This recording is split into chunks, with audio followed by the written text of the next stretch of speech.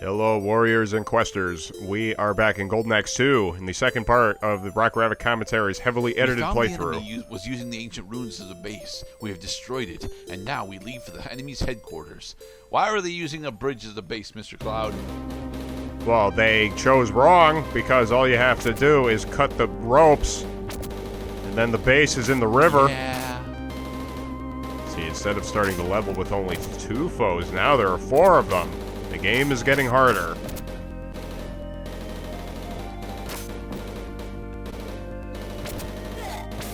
But we're still not at the enemy density or variety that Streets of Rage had at this point, so...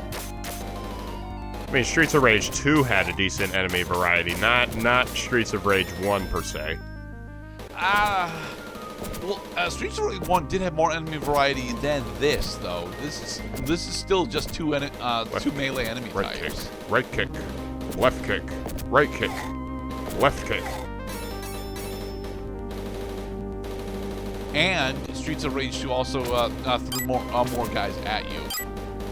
Yeah, they, I think that if there were more of us, that they would increase the number of... Oh, you could totally just knock these guys into the pit. Of course you can knock them into the pit. It'll stab your ass, bro. You're going down in the hole. You don't even know. Jump kick. He's taking it down with one blow. Alright, come on. Dwayne and Brando's LPFD is still one of the best fucking nerdcore albums ever printed. Nerdcore. Alright, come on. Come on. No. Don't give me just Golden Axe. Go forward. Oh, fuck. We gotta go down. Alright, go down to the lower level. Very good. I remember this. This is the lizard boss fight. We fight lizardmen. There's Wizardry. Now there is Lizardry. Okay, now we have more enemy variety. And these guys look like they were ripped directly from Master of Magic, just giving them a purple skin tone. You may not be wrong there. Master of Magic is actually slightly younger than this game is, because I think Master of Magic's 94, 95, whereas this is 91, so... Behold, that even though he tried swinging his sword, that because I had used magic, I had protected myself with iframes and stop motion. Like a lot of the bosses in the Golden Axe series, it's not actually just one boss, it is a mook rush. Because these guys will become mooks later. Okay. Stupid golden shields now, and bucklers. I noticed that although you're successfully able to single out individual targets, you're not really capitalizing on melee damage when you've got them singled out. What's with that? Or are you just unconfident in your ability to do so? The idea in a multi-enemy situation is keep moving. You only have enough time to strike like once or twice before the other enemies converge on your position. And once they get there... Demon Frog! Demon Frogs! Get back here!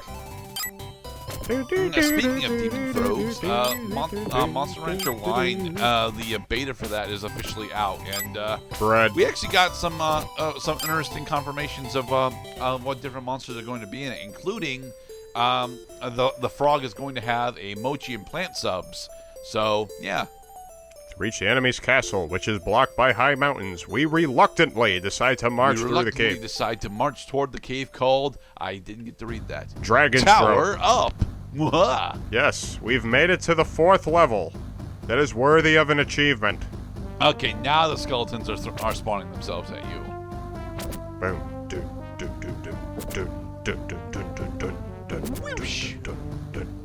Drop kick. Except Siegfried's drop kick does way more damage. And drop kick. And dash kick. Did you ever get to play Soul Blade, dude? Nope.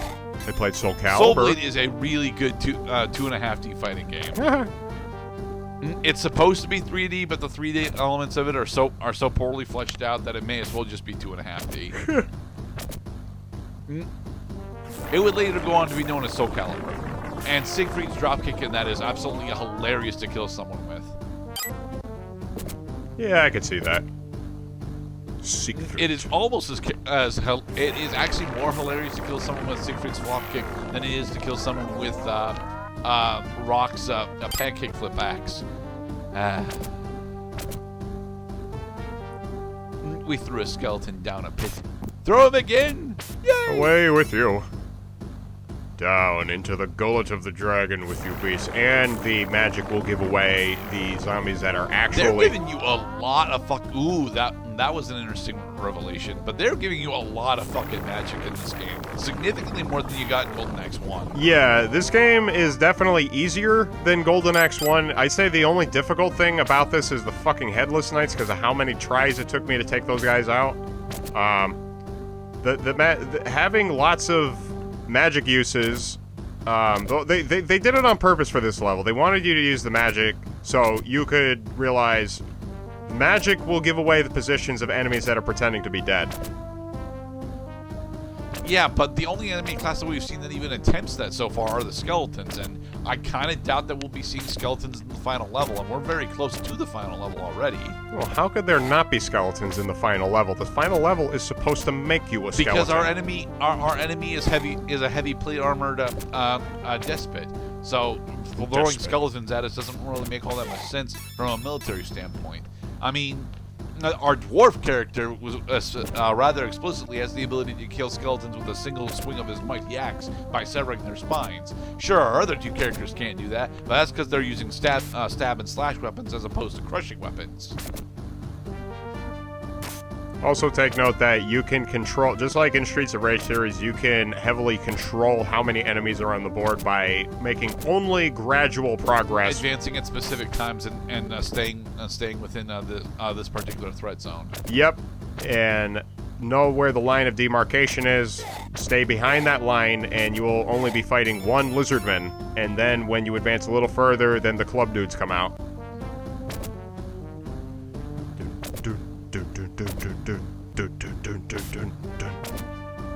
I do like the music for Dragon's So does that technically mean, Mr. Cloud, that you can skip a good portion of the enemies? Oh no, you can't skip them because you have to eliminate all enemies on the field before you get the Golden Axe Go alert. It's called Golden Axe because you can't spell golden without go. I mean, you could. It would just be wrong. Don't you use your ear-bleeding audio effects on me. Away with you. I'm the one who gets to breathe fire. Oh, this is when I realized that because every time So are we ever gonna, so aside from the intro, are we ever gonna see the big Phoenix bomb? Maybe. I mean, we should be able to. That is an ear-bleeding fucking roar. Hell yeah, Can you stop using the dragon, please? No, because we're doing perfect runs, silly. I can't get knocked off of the dragon. But this roar is so terrible. It is. It's fucking abhorrent. Dear Lord.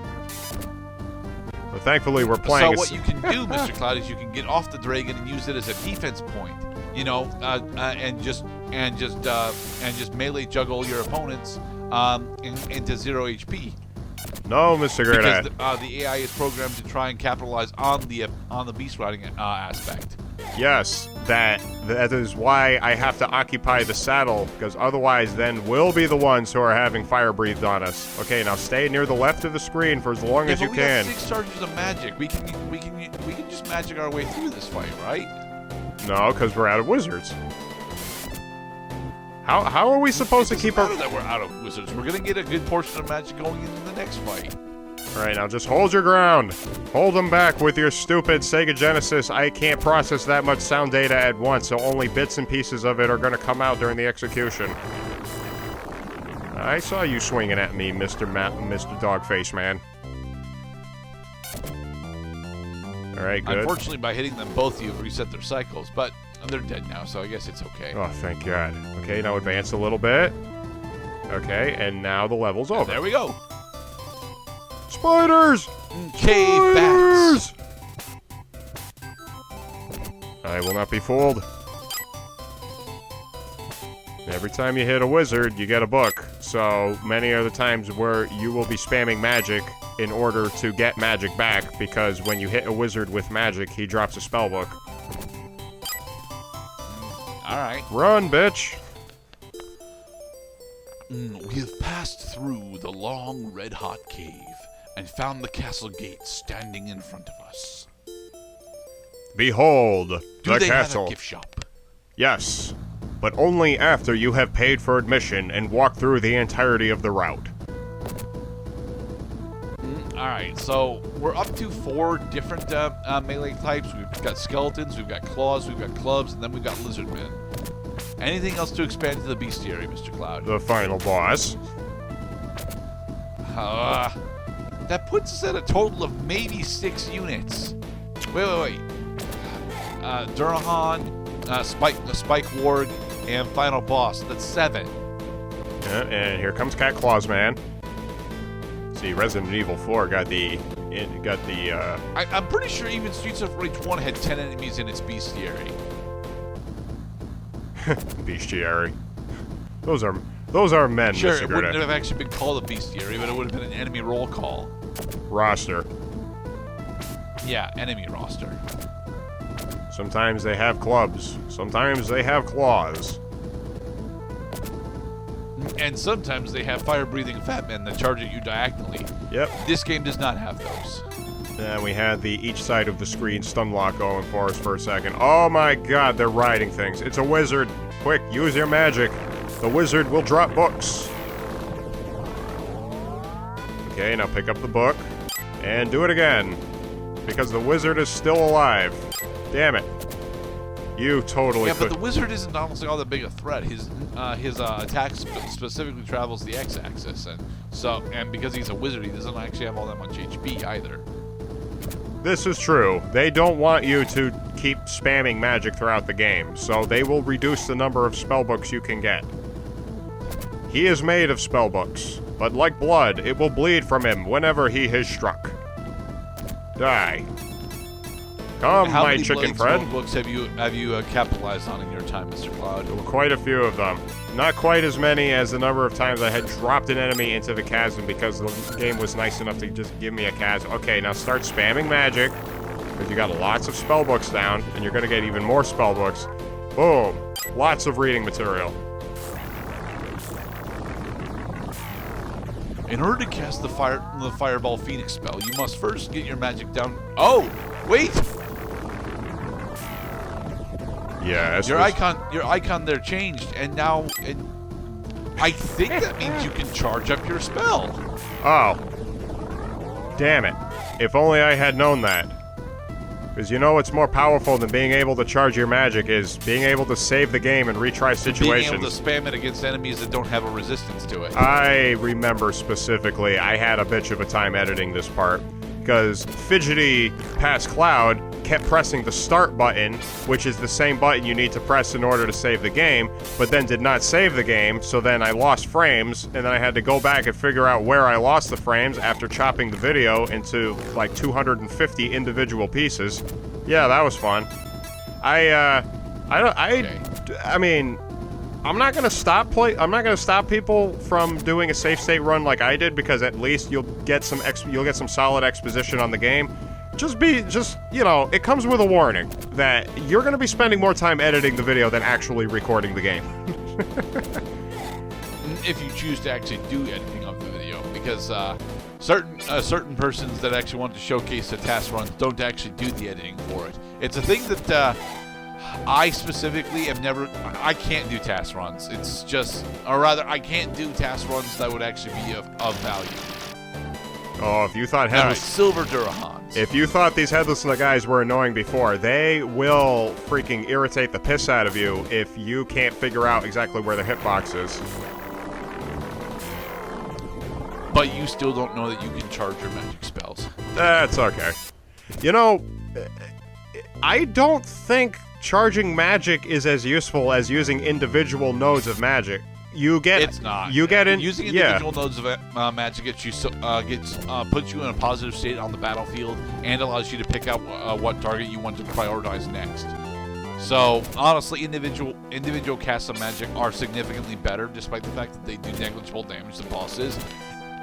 But being able to decide how you want to address the situation at hand is significantly better than just explodificating them with a Phoenix Bomb. I mean, it's much faster to explodificate them with a Phoenix Bomb, but it's also much more risky if you're not sure how much more damage you need to do to them. Precisely, yes. It's something, you know, you can feel free to charge your that is if charging magic is a thing. I don't know if charging magic is a thing. Although, it just begs the question, how the hell do you get the Super Phoenix Bomb like it showed in the intro? Because they showed us that for a reason. They wanted to make it perfectly clear that that was totally a thing you could do during the game at some point. Alright, quick, you're getting surrounded and you're on the top row. Are you going to use magic in order to escape? You don't need to now. Now that he's just on his own, yeah. Oh, thank God for Superpower Tail Whip.